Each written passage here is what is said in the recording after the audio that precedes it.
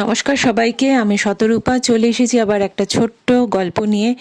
আজ কিন্তু কোনো রোড ট্রিপের গল্প নিয়ে আসিনি, সেটা তো সেই মার্চ মাসে আবার হবে, যখন এক্সাম শেষ হয়ে যাবে, সেশন ব্রেক পাবো, তখন গিয়ে একটা বড় রোড ট্রিপ করতে পারবো।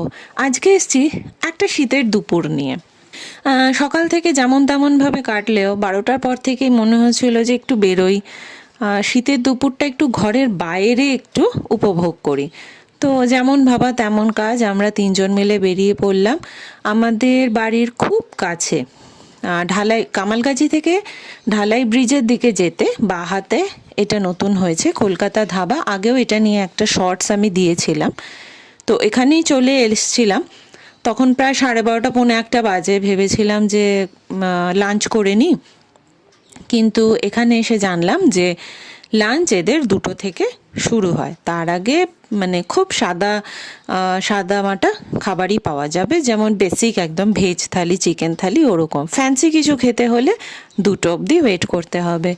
তো অতটা সময় নেই, তাও ভেতরটা ঘুরে দেখলাম। এদের ইন্টেরিয়ারটা ভীষণ ভীষণ সুন্দর, খুব ভালো লাগে। শুধু চা খাওয়ার জন্য হলেও কিন্তু আসতে পারেন, অ্যাম্বিয়েন্সটাও এখানে দারুণ।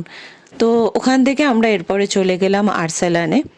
আরসালানে জানি যে যখনই যাই খাবার পাওয়াই যাবে। আর আমরা না বিরিয়ানিও খাইনি অনেক দিন হলো। তো আমরা চলে গেলাম আরসালানে, যেটা রুবিতে রয়েছে।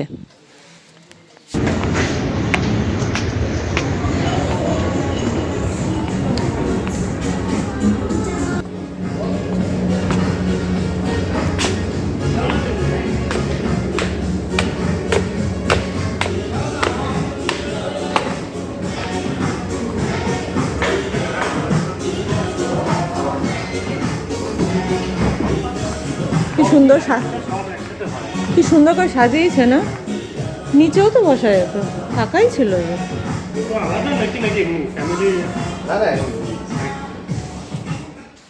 প্রথমে আমরা অর্ডার দিয়েছিলাম চিকেন আচারি কাবাব, আর জিৎ সাথে একটা সুইট লাইম সোডা নিয়েছিল।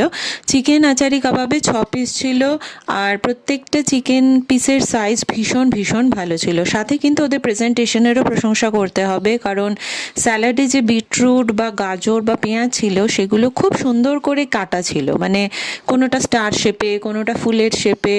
আর কয়েকটা বিটরুট তো আর্সেলানের যে অ্যালফাবেটগুলো ARL ওই রকমভাবে কাটা ছিল। তো স্বাদ যেমন অপূর্ব ছিল, প্রেজেন্টেশনও খুব সুন্দর ছিল।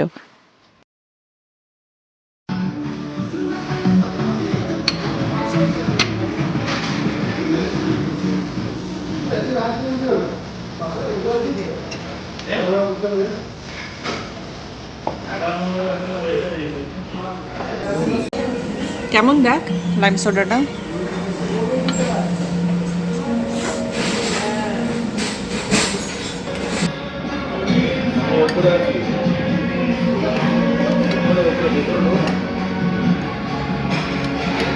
বাস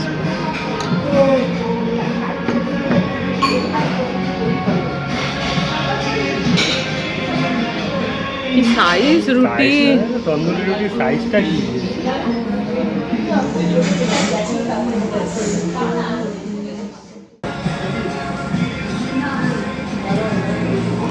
রুটিটাও কি টেস্টি গো! গরম কত না, রুটিটা বলছি, তন্দুরি রুটিটাও খুব টেস্টি।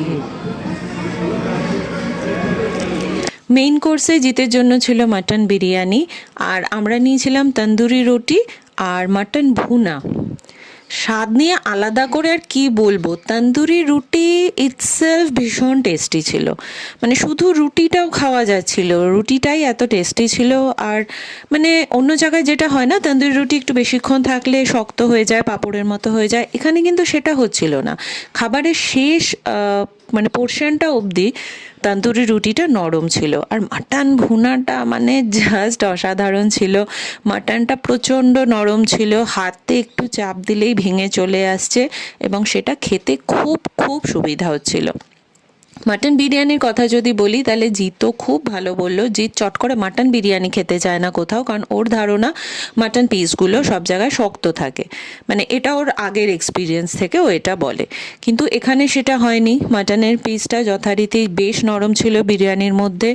আর আমরাও যখন বিরিয়ানিটা একটু টেস্ট করলাম তখন বুঝতে পারলাম যে মানে সেই তলায় চিটচিটি যে তেল থাকে বা আলাদা একটা গন্ধ দেয় বা বিরিয়ানিতে, ওই রকম কিছুই কিন্তু এদের বিরিয়ানিতে নেই। ফলে বিরিয়ানিটাও দারুণ দারুণ। আমরা এক চামচই খেয়েছি টেস্ট করার জন্য, বাকিটা জিতই খেয়েছে। তো প্রত্যেকটা আইটেম কিন্তু সত্যিই খুব ভালো ছিল। আর্সেলান নিয়ে আমরা বলছি ঠিকই, সবাই জানে যে ভালো, সেই জন্যই নিমেষের মধ্যে ওখানে ভিড় হয়ে যায়, বাইরে লাইন পড়ে যায়।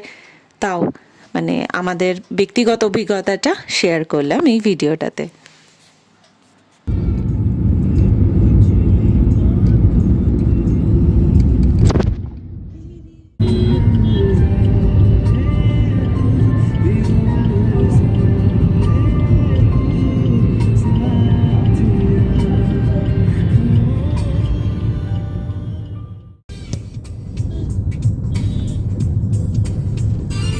এটা আবার কি হচ্ছে?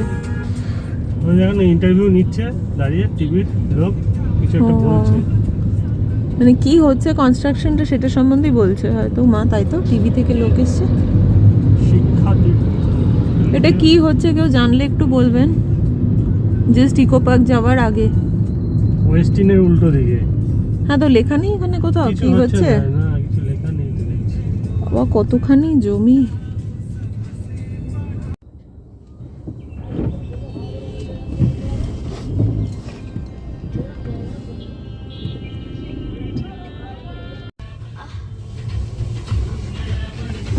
মিষ্টি হাবের পার্কিং এটা এলাম একটু মিষ্টি হাবে, আর এই হচ্ছে মিষ্টি হাবের পার্কিং। এটা 4 হুইলার পার্কিং এর স্পেস, আর একদম মিষ্টি হাবের গায়ে রয়েছে বাইক পার্কিং এর স্পেস। প্রচুর জায়গা রয়েছে।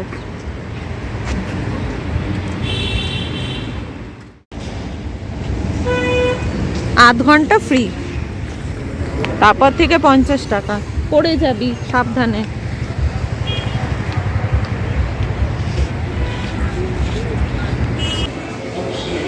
ভীমনাগ হিন্দুস্তান সুইটস। আর কটা থেকে খোলো জানি না, সকাল 10টা থেকে রাত 9টা। সূর্যকুমার মোদক জল ভরা, হলদিরামস। আর্সেলান থেকে গ্র্যান্ড লাঞ্চ করার পরে আমরা চলে গেলাম মিষ্টি হাবে, যেটা ইকো পার্কের গায়ে। মিষ্টি হাবে এর আগে আমরা একবারই গেছিলাম দিগঙ্গায় পিসি বাড়ি যাওয়ার সময় টুকটাক কিছু কিনতে। তো এবারে গেলাম ভালোভাবে দেখার জন্য যে ভেতরে কোন কোন দোকান আছে, কত রকমের মিষ্টি আছে, সেইটা ভালো করে এইবারেই ঘুরে দেখলাম। তো আমরা মিষ্টি ট্রাইও করলাম, যদিও আমার প্রচণ্ড রকমের পেট ভরা ছিল বলে আমি একটাও খাইনি।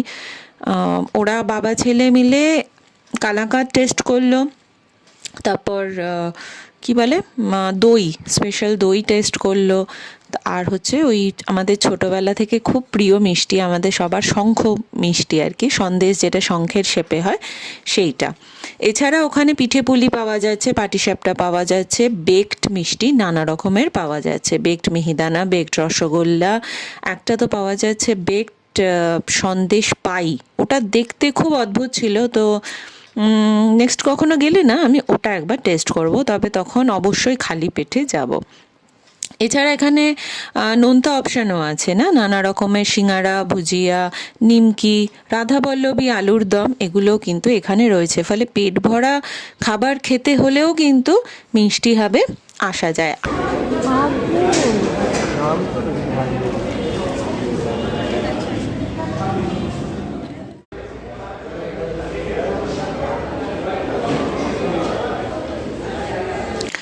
মিষ্টি হাবের ভেতরে মিষ্টি ছাড়াও দেখলাম কাঁথা স্টিচ করা শাড়ি বিক্রি হচ্ছে, তারপর লেদার ব্যাগস, গোল্ড প্লেটেড গয়না, খুব অল্প কিন্তু তাও বিক্রি হচ্ছে, ডোকরার কাজ করা নানা রকমের জিনিস বিক্রি হচ্ছে।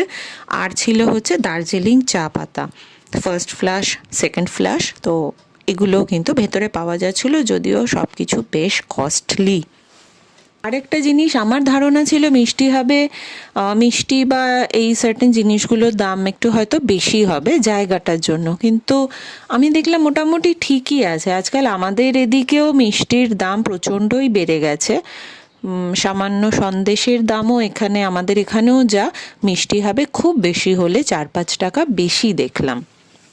ফলে আমার ধারণাটাও ভেঙে গেল যে একটা অস্বাভাবিক দাম রয়েছে। আর টেস্ট নো ডাউট ভীষণ ভালো ছিল, যে কটা মিষ্টি আমরা টেস্ট করেছিলাম। তো মিষ্টি হাবেও আমরা বেশ কিছুক্ষণ সময় কাটিয়ে তারপর আবার বাড়ি ফিরে এলাম, কারণ সানডে বিকেলে জিতে স্কেটিং ক্লাস থাকে, ওইটা মিস করা যাবে না। তো সেই জন্য আবার ফিরে এলাম।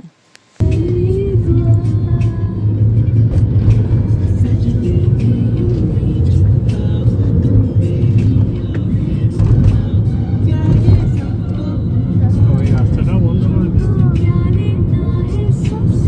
কালকে উদ্বোধন হবে না? ওই দেখ যে ভেতরে দেখ ট্রেনিং হচ্ছে, কালকে কিভাবে সব কিছু চালনা হবে। এই হচ্ছে দুর্গা অঙ্গন, এখানে কালকে ওই ভিত্তি প্রস্তর স্থাপন হবে, মুখ্যমন্ত্রী আসবেন, তারই প্রস্তুতি চলছে। ওই তো প্রজেক্টরে দেখাচ্ছে, ভেতরে ক্যামেরায় আসছে না, কিন্তু এই ভেতরে প্রজেক্টরে দেখাচ্ছে মন্দিরটার কীরকম হবে না হবে। সেই দীঘার জগন্নাথ মন্দিরের মতো লাগছে। এই তো এখানে দেখা যাচ্ছে। ওই দেখুন প্রজেক্টরটা, এই যে ভিডিওতে চলছে। এই রাম মন্দিরের মতো তো দারুণ হবে কিন্তু একটা। হ্যাঁ দারুণ হবে, দুর্গা অঙ্গন।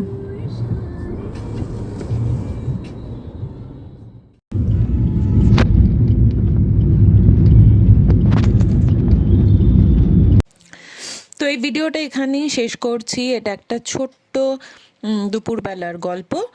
আর মার্চে যে আমরা 12 থেকে 14 দিনের রোড ট্রিপে যাব, তো অলরেডি যেগুলো আমরা করে ফেলেছি সেইগুলো বাদে যদি কোনো সাজেশন থাকে যে কোথায় যাওয়া যায় 12 দিনের রোড ট্রিপে, তাহলে প্লিজ জানাবেন। আর এই ভিডিওটা পুরোটা দেখার জন্য অনেক ধন্যবাদ।